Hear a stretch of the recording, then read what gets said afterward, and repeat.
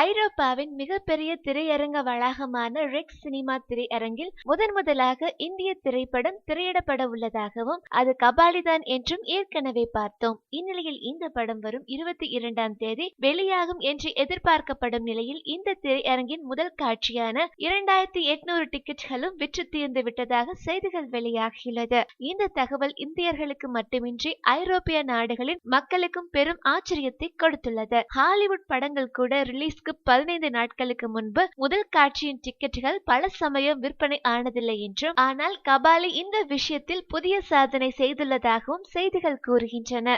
இதே திரையரங்கில் ஏற்கனவே இந்திய படங்களான பாகுபலி, பிரேம் ரத்தன் பயோ மற்றும் வீர் ஜாரா ஆகிய திரைப்படங்கள் திரையிடப்பட்டிருந்தாலும் அவை பெரிய ஸ்கிரீன்களில் திரையிடப்படவில்லை என்பதும் 2800 பார்வையாளர்கள் உள்ள பெரிய ஸ்கிரீனில் திரையிடப்படும் முதல் இந்திய படம் கபாலிதான் என்பதும் குறிப்பிடத்தக்கது. மேலும் சினிமா செய்திகளை உடனுக்குடன் தெரிந்து கொள்ள கீழே உள்ள சப்ஸ்கிரைப் பட்டனை அழுத்தவும்.